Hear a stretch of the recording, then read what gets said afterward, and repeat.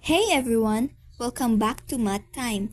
Today, we're unlocking one of the coolest secrets in mathematics, inverse function, aka the undo button of math. Undo button like Control plus Z for equations. Exactly. An inverse function basically reverses what another function does. If a function takes you from x to y, its inverse takes you from y back to x. Think of it as looking in a math mirror.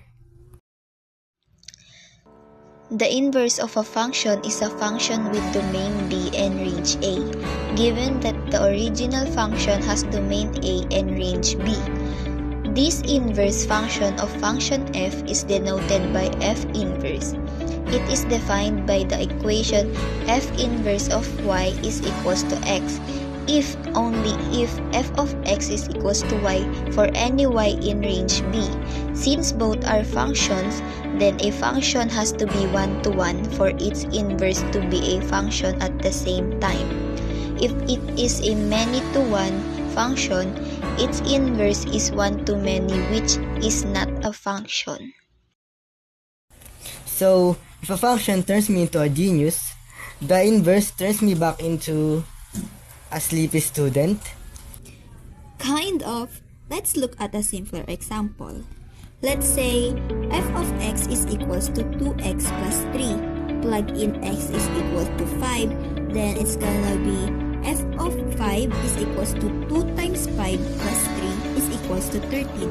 Now, if we want to go back from 13 to 5, we use the inverse function. So, how do you find the inverse? Math Genie here. The steps are easy. First, replace f of x with y. Start by writing the equation as y equals to 2x plus 3. Second, swap x and y. Interchange the roles of x and y. X equals to 2y plus 3. Third, solve for y. Rearrange the equation to isolate the y. Y equals to x minus 3 over 2. Then last, write the inverse function. Replace y with the inverse notation.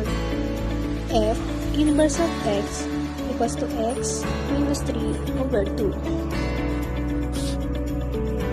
So, if I plug in x equals to 13 into that, f of 13 equals 13 of minus 3 over 2 is equals to 5. Boom! It's back to 5. Exactly. The inverse reverses the action of the original function. Now, here's something important.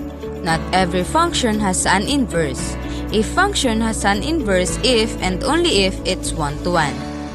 One-to-one? Like dating? Kind of. One x value pairs with only one y value and vice versa. That means it passes the horizontal line test. If a horizontal line crosses your graph more than once, no inverse function. Perfect! That's why functions like y equals x squared don't have inverse unless you restrict the domain. So if you ever get lost in a math problem, just ask, how do I undo this? And boom, that's inverse function. Exactly. Inverse functions are like reverse engineering math. Remember, swap x and y, solve for y, and check if it's one-to-one. Easy, right? Thanks for watching. Stay curious, stay creative, and keep flipping math around.